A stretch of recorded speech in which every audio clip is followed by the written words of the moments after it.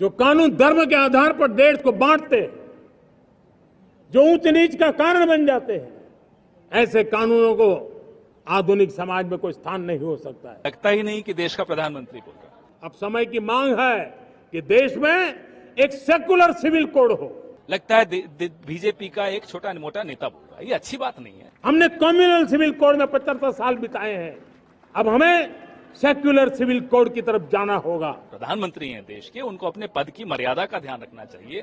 मेरे प्यारे देशवासियों, हमारे देश में सुप्रीम कोर्ट ने बार बार यूनिफॉर्म सिविल कोड को लेकर जो चर्चा की है, अनेक बार आदेश दिए हैं, क्योंकि देश का एक बहुत बड़ा वर्ग मानता है और उसमें सच्चाई भी है कि जिस सिविल कोड को हम लेकर के जी रहे हैं, वो सिविल कोड सचमुच में तो एक प्रकार का कम्युनल सिविल कोड है, भेदभाव करने वाला सिविल कोड है। ऐसे सिविल कोड से जब संविधान के 75 वर्ष मना रहे हैं और संविधान की भावना भी जो हमें कहती है करने के लिए, इसकी सुप्रीम कोर्ट भी हमें कहती है करने के लिए, और तब जो संविधान निर्माताओं का सपना था, उस सपने को पूरा करना हम सबका दायित्व है।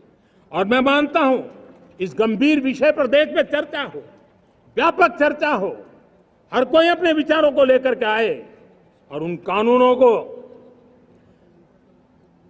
जो कानून धर्म के आधार पर देश को बांटते हैं, जो ऊंच नीच का कारण बन जाते हैं, ऐसे कानूनों को आधुनिक समाज में कोई स्थान नहीं हो सकता है।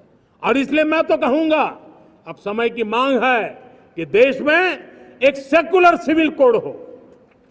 हमने कम्युनल सिविल कोड में 75 साल बिताए हैं, अब हमें सेक्युलर सिविल कोड की तरफ जाना होगा और तब जाकर के देश में धर्म के आधार पर जो भेदभाव हो रहे हैं, सामान्य नागरिक को जो दूरी महसूस होती है, उससे हमें मुक्ति मिलेगी। आप मुझे एक बात बताइए, आम आदमी किसी से बात कर दीजिए, लगता ही नहीं कि देश का प्रधानमंत्री बोल रहा है। लगता है बीजेपी का एक छोटा मोटा नेता बोल रहा है, ये अच्छी बात नहीं है। प्रधानमंत्री हैं देश के, उनको अपने पद की मर्यादा का ध्यान रखना चाहिए। संविधान की शपथ लेते हैं और बाबा साहब अंबेडकर द्वारा बनाया गया कोड, उसको आप कम्युनल कोड कहते हैं।